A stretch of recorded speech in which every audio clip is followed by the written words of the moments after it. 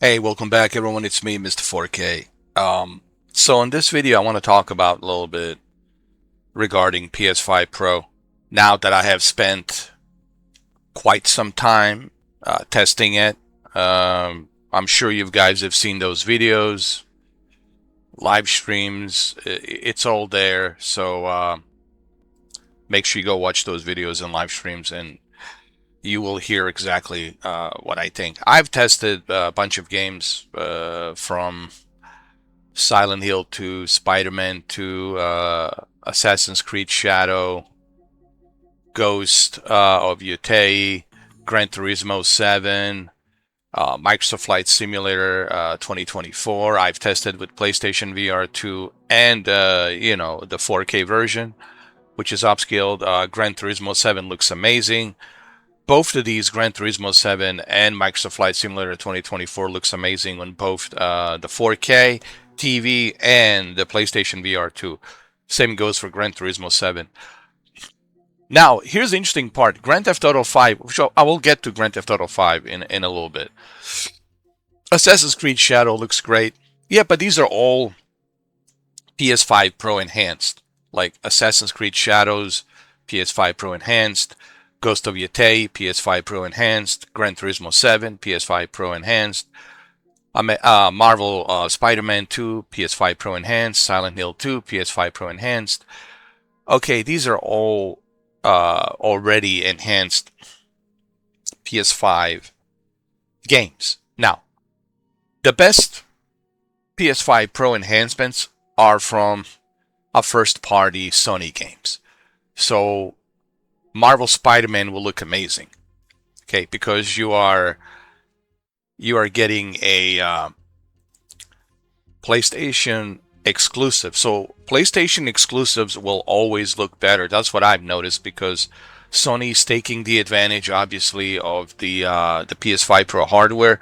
So the PS5 Pro enhanced first-party games from Sony will always look the best, and that's true for Ghost of Yotei, especially the Ghost of Yotei. Oh my God, it's like, oh my God. Gran Turismo 7, same thing. Third-party games is kind of hit and miss. With a third-party games, and Richard from Digital Foundry talked about this. With third-party games, it's kind of like we can't force third-party developers' hands to make the use of PS5 Pro on their third-party games, unless Sony pays them, right? So why would they spend an extra amount of time tweaking and coding and adjusting the textures and performance using the PS5 Pro hardware? Why would they want to do that unless Sony pays them? And of course, Sony's not going to pay every third-party developer. So some third-party developers take the advantage of it, some they don't. Some they just use the PSSR, right? And that's why I said I want to get back to that Grand Theft Auto 5. Here's the interesting part. Grand Theft Auto 5, it's not a PS5 Pro enhanced. But the magic happens with the PSSR, which is PlayStation Spectral Super Resolution, similar to deep learning super sampling. So what am I talking about? So here, let's go to the settings. So when you go to the settings, when you go to the screen and video, okay, when you go to video output, obviously there's the 8K output available if your TV can support 8K. So if you have an 8K TV, PS5 Pro will take the advantage of it. But there's like a couple of games. Not every game will support it. I think Callisto Protocol and Formula One. So here's where the magic happens. Is this PSSR? When you turn this on and you leave this on, the PSSR will upscale regardless what the source is. It doesn't care what the source is. So even if the game it's not PS5 Pro enhanced, the PSSR will still enhance it.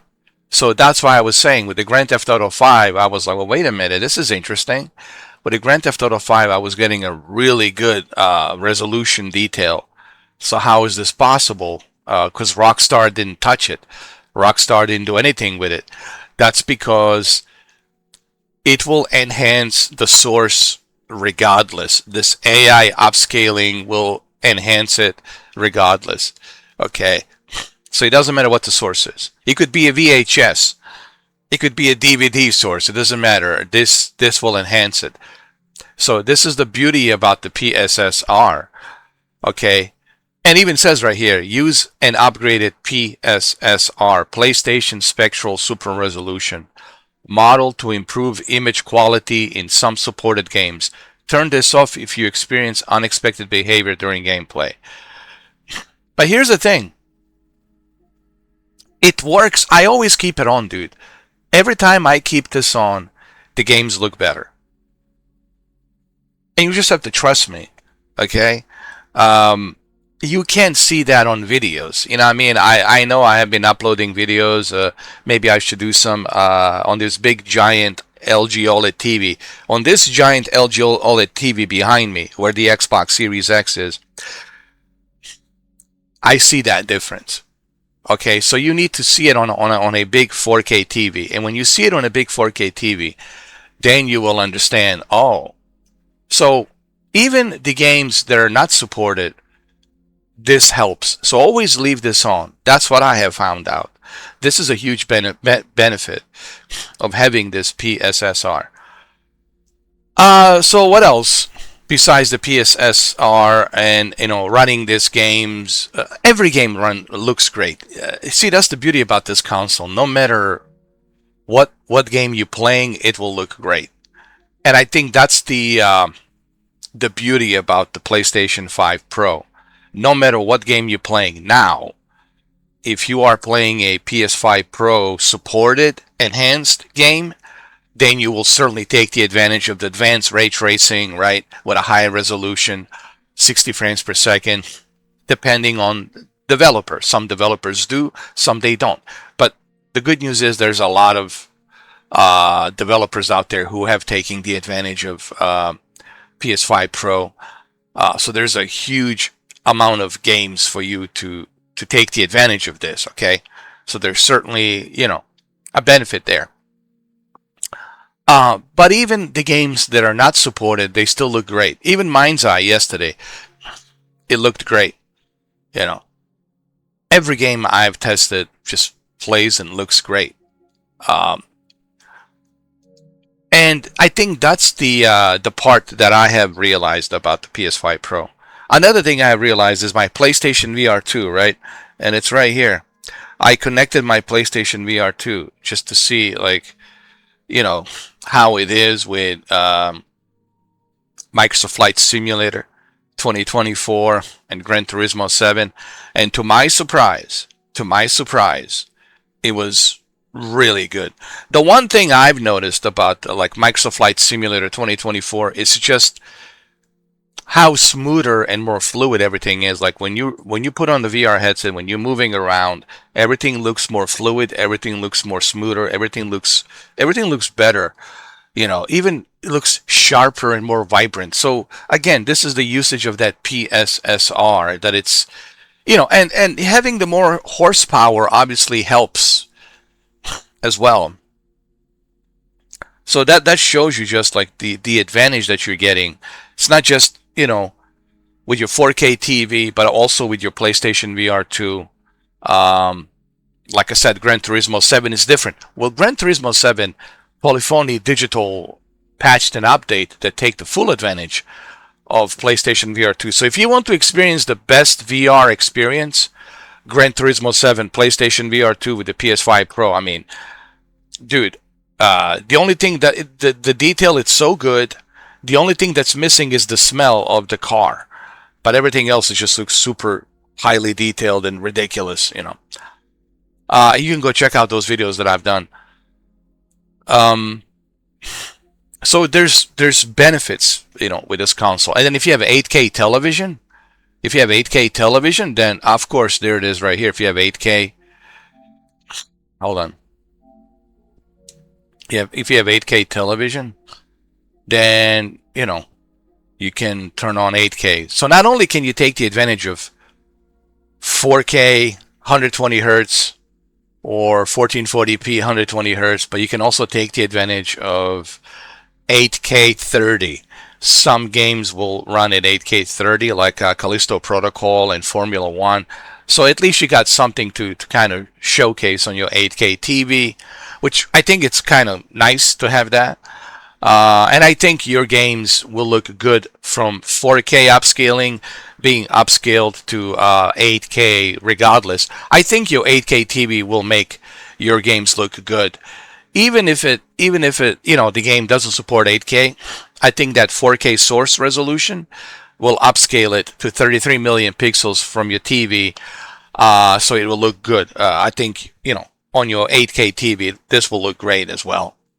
But there's going to be some latency. Keep in mind, if you do that, expect a latency. So I don't know if I would recommend that. 8K televisions, I would stay away from right now. It's just they're not standards. No one's making 8K movies. No one's making 8K content. So I mean, I really can't think of a reason why would you want to purchase 8K TV. Just get yourself a 4K 88-inch. With an 88-inch 4K TV, you are going to experience every detail. You'll see every detail. You'll see everything. And you'll see everything at 60 frames per second. Okay, with 120 hertz refresh rate, and you will experience those advanced ray tracings and everything else. So, is it worth it? That's what you guys been waiting for. That's the verdict, right? You guys are waiting for the verdict. Okay, well, the verdict is it worth it? Okay, I already have spoke about this, and I don't want to be a broken record. I don't want to be a scratched CD compact disc. I already have, talked about this. So let's first talk about, before I talk about the price, let's talk about the hardware. Looking at it from a hardware point of view, this is a pretty good console for a mid-gen. It's a really good mid-gen console. It really runs game really well. Okay, it enhances the games. The games load faster. Of course, I forgot to mention 2 terabytes of storage. It's so good to have that extra 2 terabytes of storage. That 2 terabytes, man, really, really helps, especially if you're thinking about playing Call of Duty. So from a hardware aspect, looking at it from a hardware aspect point of view, yes, it's worth it from a hardware aspect point of view. But it's only worth it if the price is with your original price, $700. If they could shave the price down to $700, then yes, I would say for $700, yes, you are getting 2 terabyte SSD. 2 terabyte SSD alone will cost you $300. Did you look at the price of how much the 2 terabyte SSD is? A 2 terabyte SSD is $300, man. That's insanity. That's insanity. That's crazy. So, not only do you get a 67% more extra juice power, or as Mark Cerny likes to call it, RDNA 2X, with a 32 working groups and 16 teraflops, but you also get this PSSR image quality, super resolution, PlayStation Spectral Super Resolution AI that upscales these games regardless whether it's supported or not supported. And then the 2 terabyte SSD, very fast 2 terabyte SSD. I also noticed that the game run really fast. And then the benefits of the PlayStation VR 2. If you have a PlayStation VR 2, oh, you're certainly going to benefit with the PS5 Pro. And if you have a really good 4K TV, oh, absolutely. So, I disagree with the price. It's worth it for $700 because it's a mid-gen. Okay, if this was the next generation RDNA 5, okay, then $900 I can, okay, fine. I understand. I'm an early adapter. I'm getting the next generation RDNA 5. I get it. Okay. I want to play native 4K 60 games with advanced ray tracing. I get it. $900, I understand. No one will disagree with that price because you're getting a next gen, the latest, the greatest, the best of the best. But this is a mid-gen. This is RDNA 2X mid-gen. So for a mid-gen, it's, I can't justify the 900. But 700, yes. So is the console worth it? It's worth it if it's 700. Absolutely. But there's also a caveat with that too. For what reason are you buying this console? Now, if you have listen, there's another, like right here. I have 3 OLEDs. I got a big one right over here. I got a 48-inch over here. I got another one over there in the office. I got three OLEDs. So I have luxury of these 4K TVs, all right? So for me, there's a benefit, okay? I have a benefit, okay? Because I can take the advantage of it. And I also have a PlayStation VR 2, which also takes the benefit. So I have a benefit of it. But you, I don't know, so you got to ask yourself, well, what are you buying it for? See, that's the question you guys have to ask yourself. Okay, if you got like a very low quality, cheap, TCL Walmart 4K TV with like a 600 nits, I mean, come on, man, what are you doing? You're just wasting your money. So you have to ask yourself, do you have a really good 4K TV that can take the advantage of this? Okay. If you don't have a really good 4K TV, then what's the point? Just stick with your PS5 regular.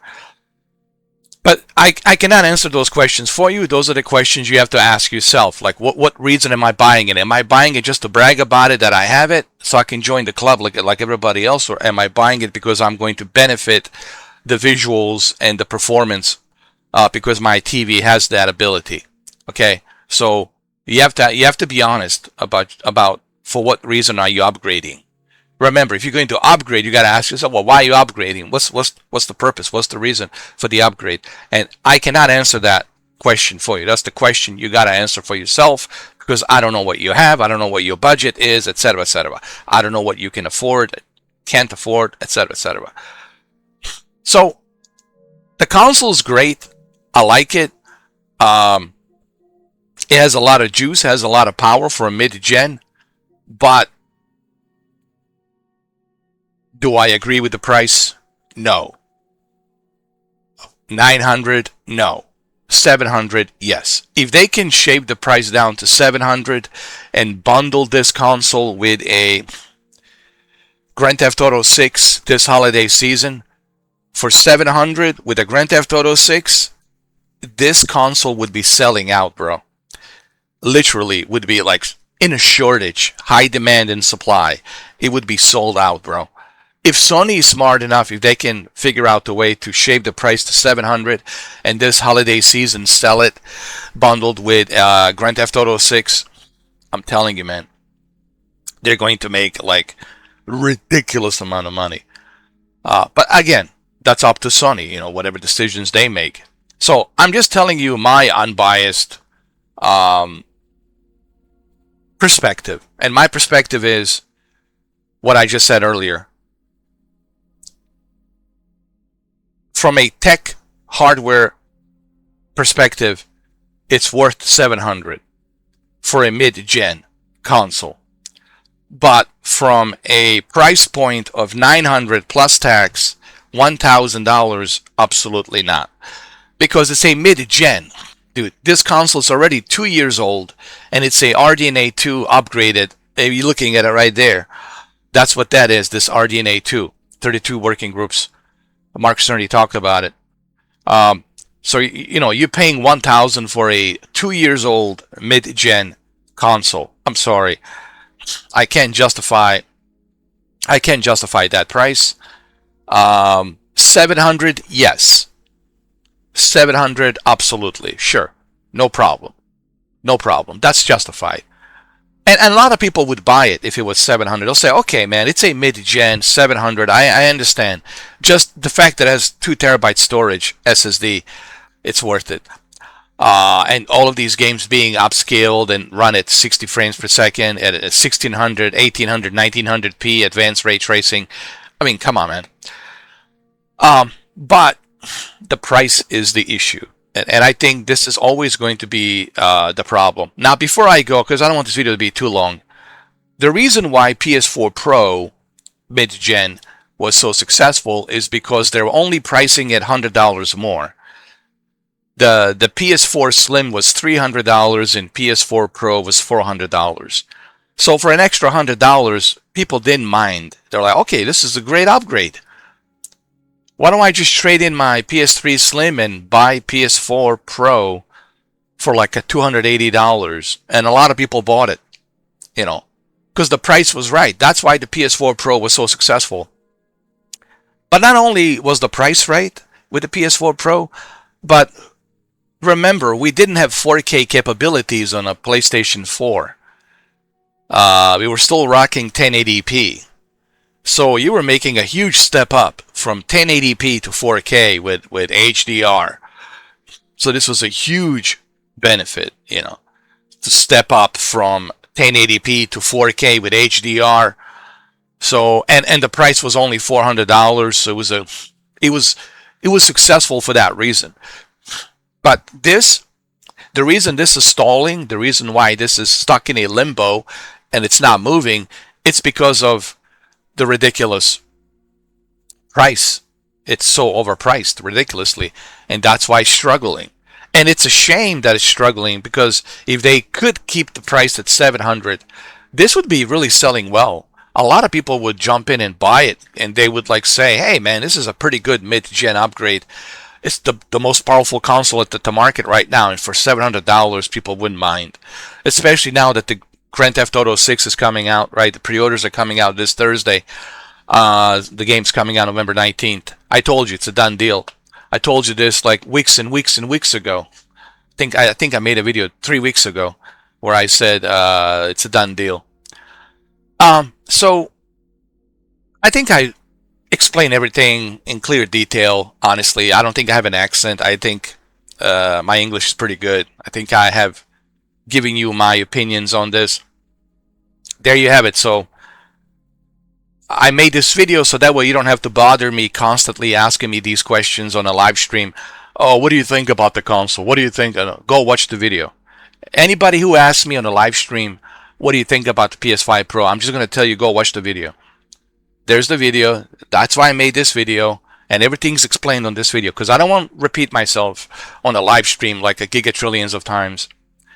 Telling people what I think about the PS5 Pro. That's why I made this 23-minute video, so you can watch this video. So no offense, but if you ask me what I think about the PS5 Pro, I'm just going to tell you, go watch my video. Go exit the live stream, go watch my video, and that's that. This video right here. Because everything gets explained here. I think I just lay that out to you in the best layman terms that I could. And I don't think I have an accent, okay? My English is pretty darn good, okay? I would say. I think, honestly, out of all the Bosnian Americans, immigrants who came here, I think my English is like the best. They all still have accent. They still have accents. They all have accents. I have zero accents. But some people say, but that's because you're good with voices. You do voiceovers. You do. Yes, that's true too. But still, you know, I would have an accent. Like if a British guy comes in, he's gonna have a British accent. Hi, mate. Right? A bloody hell. You know, like there's an accent. Or a German guy comes here, there's gonna be an accent. I don't have it, dude. And I came here when I was a teenager. I wasn't born here. I was a teenager. So as a teenager, the fact that I don't have an accent, it's pretty darn good. So why am I saying this? Because as a joke, I'm saying this because don't bother asking me on a live stream, what do you think about the PS5 Pro? I made this video for that reason, so you don't have to bother me and ask me constantly, what do I think about the PS5 Pro? There's the video. It's all explained here in 24 minutes, 25 minutes. It's all laid out to you, explained. X, Y, and Z, what I think. Okay, I don't agree with the price. It shouldn't be $900. I do agree the console is powerful for a mid-gen, but for a mid-gen it should be only 700 because it's not a RDNA 5. It's not a next generation GPU CPU.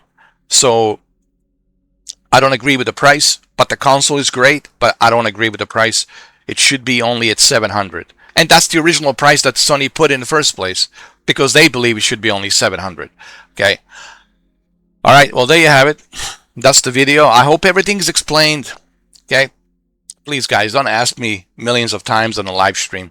What do you think about the PS5 Pro? It's all here on this video. Okay, guys. It's all here on the video. Okay. Thank you for watching, and I will see you on the next video. Have a great day.